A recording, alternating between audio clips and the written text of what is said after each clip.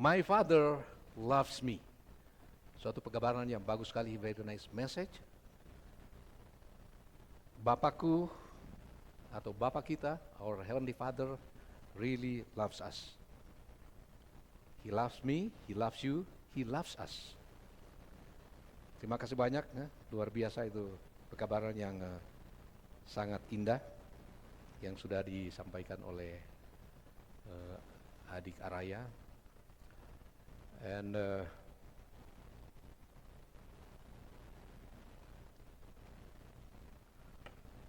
I think I need to connect.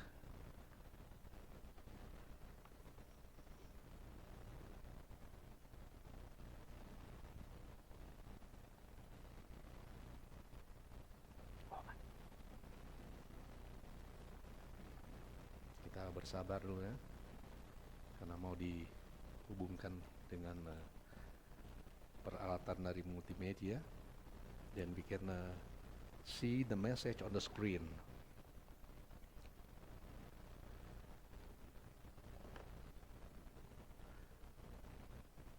I would like to thank you so much for the visitors. Ada beberapa dari jemaat yang lain, and even my former student, Brother Eko Kansil, luar biasa. He was here also couple weeks ago, 2 sahabat lalu atau sahabat yang lalu.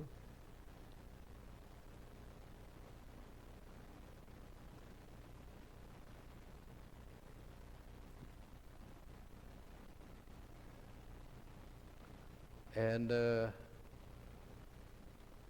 I see also some of our church members from New Jersey. Ada beberapa anggota jemaat kita yang dari New Jersey yang hadir bersama-sama dengan kita. Ciasda, Seattle, from Seattle also. From Seattle and from New Jersey.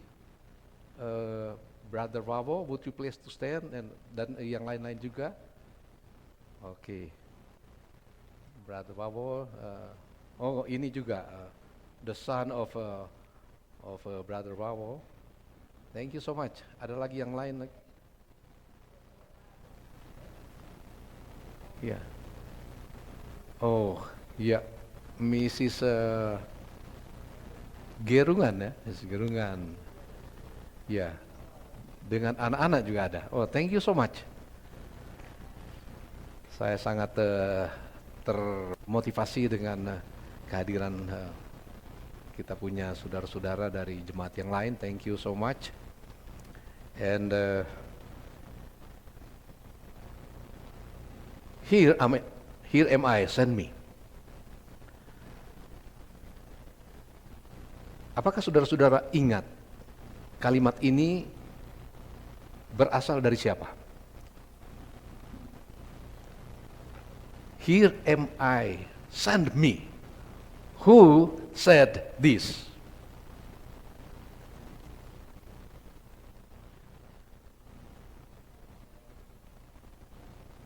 Oke, ada yang bilang, ya saya, thank you so much. Di akhir dari kehidupan Raja Uzia, came this word in the text, Isaiah 6 verse 8. Then I heard the voice of the Lord saying, whom shall I send? And who will go for us? Ini adalah suara yang datang. Datang dari mana? It must be from heaven. I heard the voice of the Lord saying, whom shall I send? And who will go for us? Whom shall I send? Jadi itu berarti misalnya begini. Oke, di sini ada maybe 30 God's people here in this place of worship. Dari semua yang ada di sini, of those who are here, Then the word comes. Siapa yang ada di sini? Who among those who are here that I may send? Siapa yang dari sini yang saya bisa kirim? Lalu di antara among you, then comes a person. I don't know, tidak tahu siapa yang akan berkata, here am I, send me. Seandainya kita ini, ya say that we were in the time of Isaiah, and then came the word of God. Whom shall I stand? Whom shall I send? And among you, among us, stands one person. I don't know. It could be man, it could be woman, it could be young people, it could be an adult person. Lalu dia berkata, inilah aku, utuslah aku. Oke, mari kita terus. The message already written in English, and so those who prefer to get the message are already on the screen. I try to speak in my own language, but be sure that you can follow the message from the screen. It talks about the call of Ellen G. White. At the time, she is still single. Ellen Good Harmon. Maka datanglah panggilan kepada Ellen White. Panggilan itu muncul dalam bentuk vision.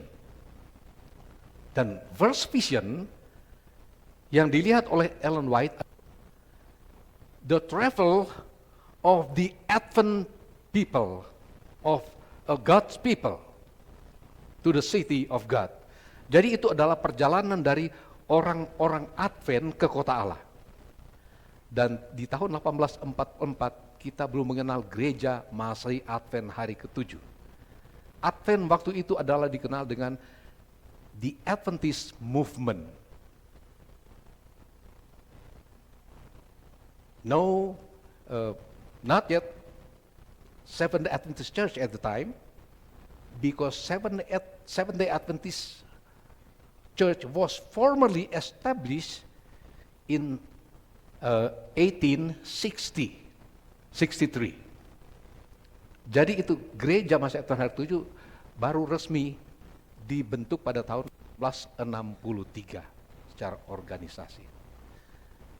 So if we talk about Advent, meaning that it is Adventist movement, umat-umat yang percaya akan those who believe the second coming of Jesus Christ. Lalu Ellen White diberikan vision.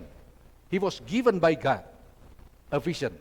It's about the travel of Advent people to the city of God. Mereka itu sedang dalam perjalanan, jalan yang sempit. Mereka berjalan di sana. Ada terang yang menuntun mereka. Di depan sana ada Kristus yang menuntun mereka. Ada sebagian yang ternyata kaki mereka tumbled and fell.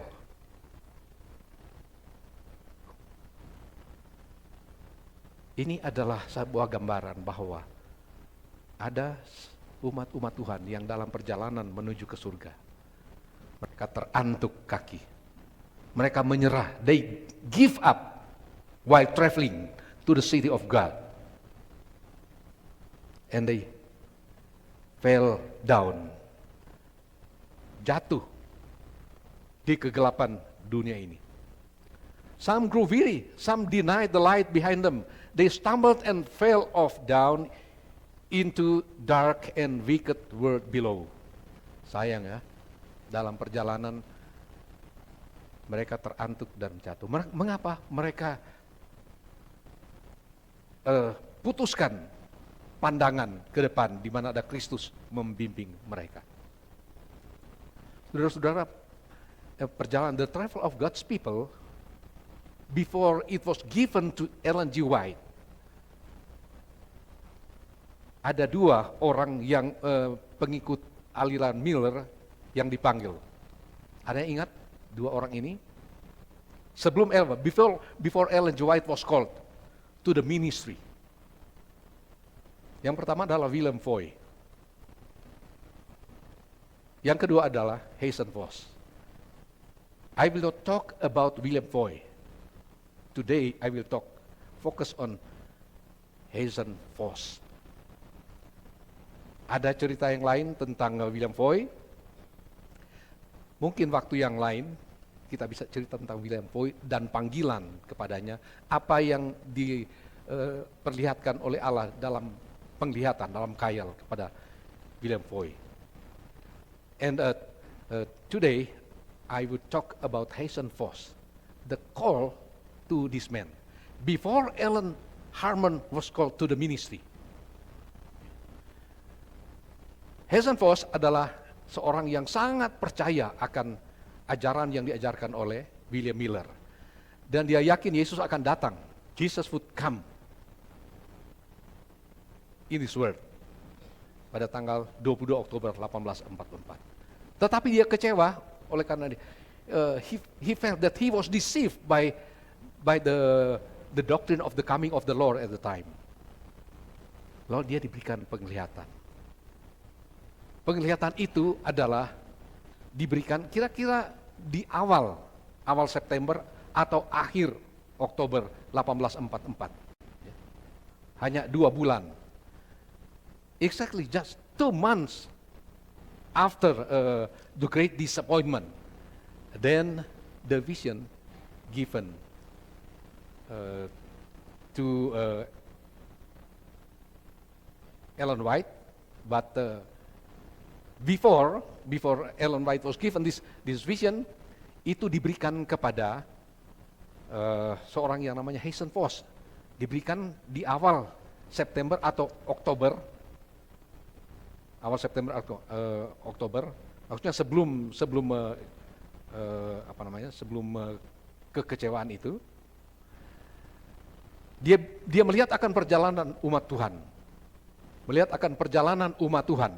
ke kota Allah. Dan penglihatan ini adalah penglihatan yang nanti akan diberikan oleh Tuhan kepada Ellen White. Mengapa? Oleh karena dia menolak.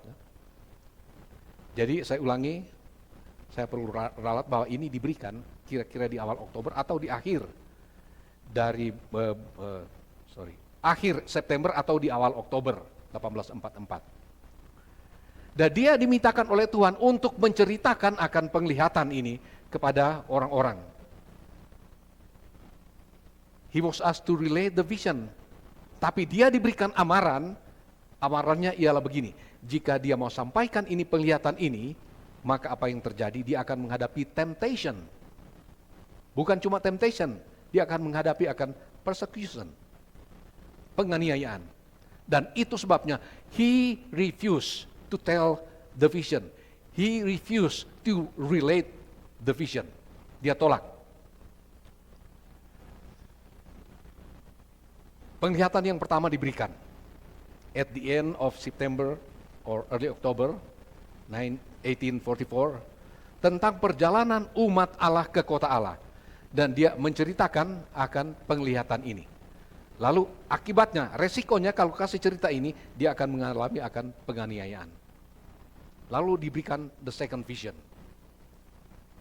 Penglihatan yang kedua diberikan kepada Ellen White, bahwa jika ia menolak untuk menceritakan akan penglihatan ini, maka pekabaran tentang apa yang dilihatnya ini akan dialihkan kepada anak Tuhan yang paling lemah. anak Tuhan yang paling lemah. Kita sudah tahu siapa dia. Oke. Pada satu hari dia menghadiri akan sebuah pertemuan dari akan kelompok pergerakan Advent ini, dan dia dimintakan untuk menceritakan. He was asked to relate, to tell the story. But he was reluctant to relate it. Dia enggan untuk menceritakan. Makanya si Hazen Foss ini, dia dikenal sebagai nabi yang enggan. The reluctant prophet pada waktu itu. Mengapa? Karena dia enggan. He was reluctant to tell the story, to tell the vision to the people. Kemudian suara datang, jatuh di telinganya, berkata seperti ini, "You have grieved the Spirit of the Lord." Engkau telah mendukacitakan akan roh Tuhan. Engkau telah mengecewakan akan roh Tuhan. Engkau telah dukacitakan akan roh Tuhan itu. Satu kali dia coba untuk mengingat kembali dan menceritakan akan penglihatan itu, tetapi dia tidak mampu lagi mengingat. Itu penglihatan itu sudah lenyap dari pikirannya, dan dia berkata begini, "The vision passed from my sight." Penglihatan itu telah berlalu dari penglihatan saya. I couldn't recall it anymore. Saya tidak dapat ingat itu lagi. The Spirit of God has left me. Roh Allah telah meninggalkan saya. Dan mungkin ini pengingat untuk kita ketika kita dipanggil oleh Tuhan. Ibrani pasal 13 ayat 7 dan 8. Hebrew 13 verse 7 and 8. Wherefore, as the Holy Ghost said, "Today, if ye will hear His voice, harden not your hearts." Hari ini kalau engkau mendengarkan suaraku, janganlah mengeraskan hatimu. Mengapa? Oleh karena ini adalah pengalaman dari Hazen Foss. He refused to relate, to tell the vision. Dia katakan, "The Spirit of God has left me."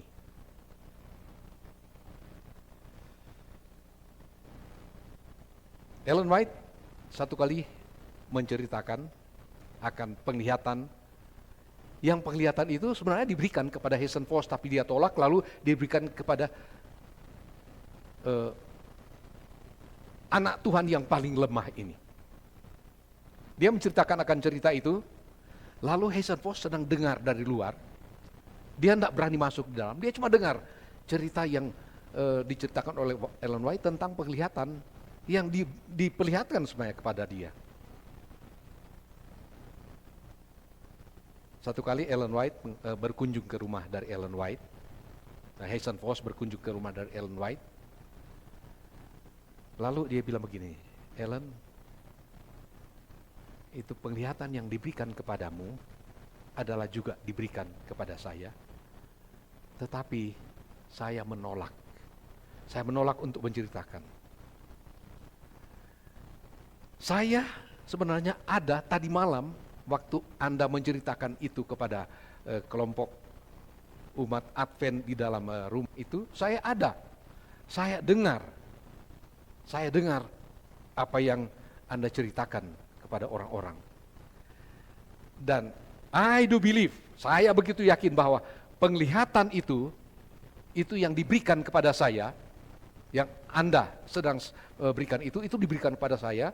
Saya yakin bahwa penglihatan itu telah diangkat dari saya dan berikan kepadamu." Ini yang saya mau katakan. Hazen Foss beritahukan kepada Ellen White begini, "Obey the Lord. If you refuse, you will be in peril." Turutilah akan perintah Tuhan. Kalau engkau menolak, maka engkau akan celaka. Turutlah akan perintah Tuhan. Yang lebih serius ialah ini. I am lost. Saya telah hilang. You have chosen by God. Engkau telah dipilih oleh Allah. Be faithful in doing your work. Setialah untuk melakukan akan pekerjaanmu. Apa yang kau telah lihat, laksanakan itu, kerjakan itu. Dan mahkota, the crown I might have, you will receive. Mahkota yang seharusnya saya dapatkan, diberikan kepadamu.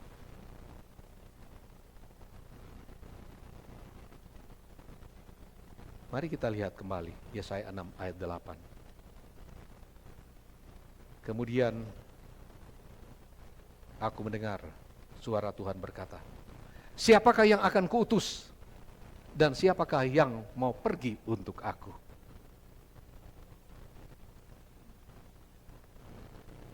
Kalau kita dipanggil oleh Tuhan, relakanlah diri kita untuk menjalani akan panggilan itu. Kalau saya merasa saya bisa menyambut panggilan itu. Kalau saya tidak merasa, dan mungkin saya tidak punya kemampuan apa-apa dalam bidang itu, tentu itu adalah pilihan kita. Karena saya rasa saya tidak bisa. Dan Tuhan tidak memaksa kalau memang kita tidak bisa melakukan itu. Tetapi kalau kita bisa, lalu kita menolak seperti Hazen Foss, dia bisa, tapi dia menolak. Kita perlu renungkan akan hal itu.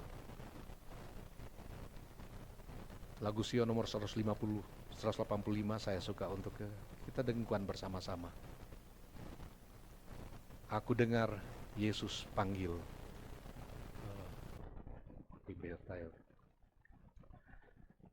Tanpa piano mungkin kita bisa menyanyikan bersama-sama.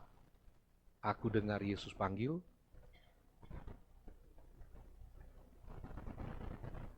Lagu yang sangat sederhana,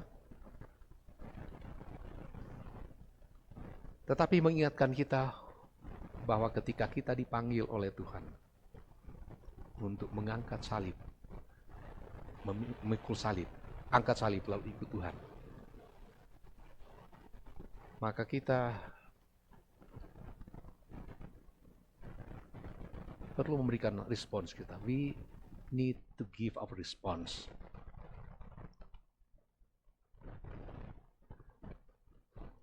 The work Jesus would like to give us, maybe it's very heavy.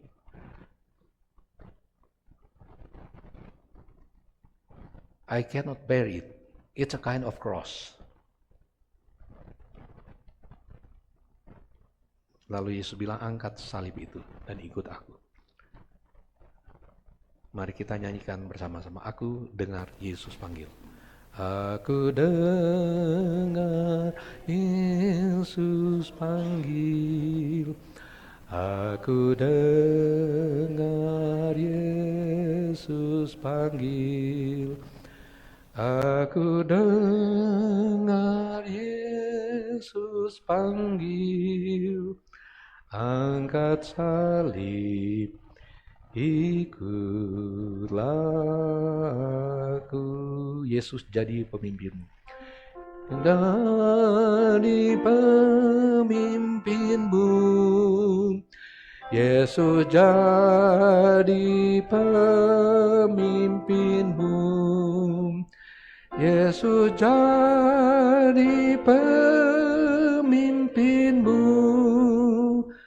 Aku ingin ikut Tuhanku, meski jalanku kelam kabut, meski jalanku kelam kabut, meski jalanku kelam kabut, meski jalanku kelam kabut, aku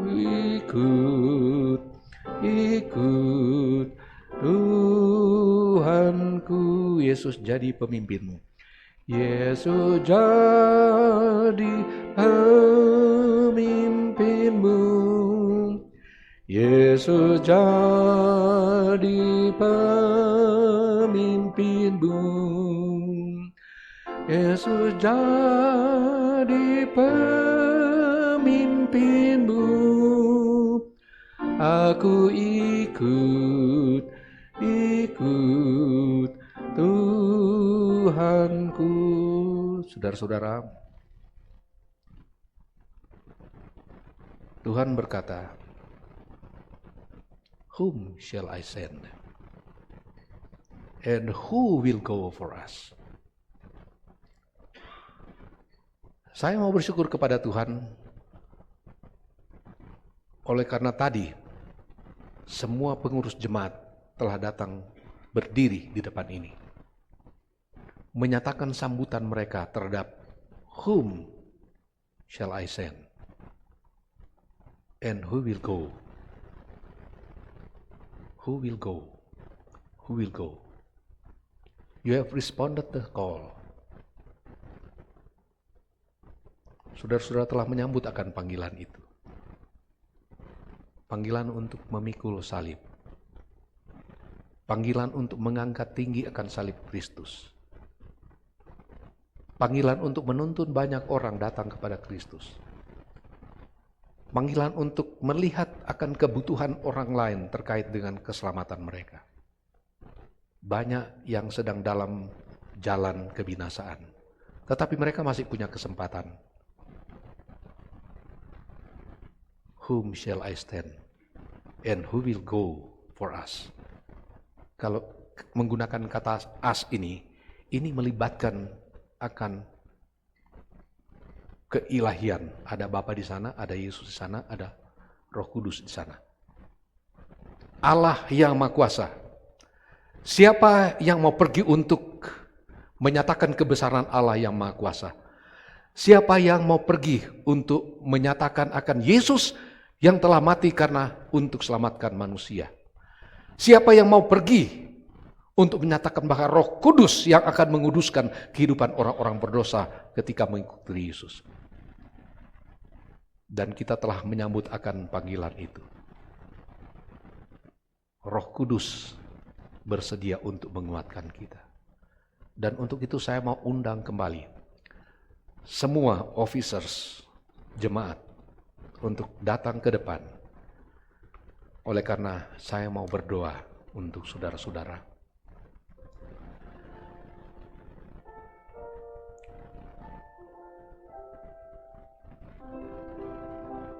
Sementara instrumen dibunyikan, dinyanyikan, maka semua officers jemaat untuk datang ke depan. Oleh karena saya akan mendoakan akan komitmen saudara-saudara menyambut akan panggilan dari Kristus.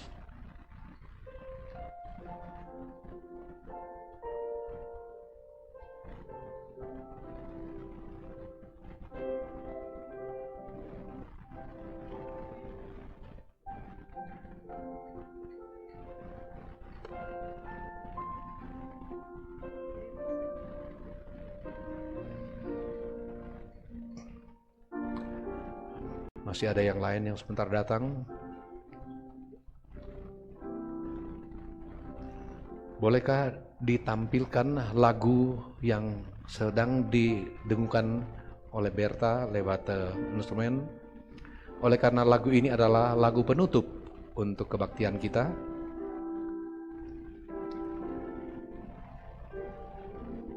Lagu Sion 185.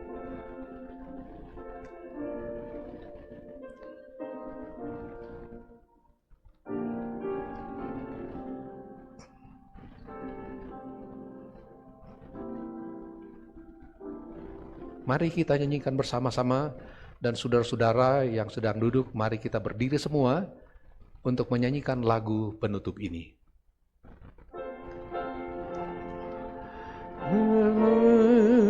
Engkau panggil, aku dengar Yesus panggil, aku dengar Yesus panggil, angkat salib, ikutlah aku. Yesus jadi pemimpinmu, Yesus jadi pemimpinmu.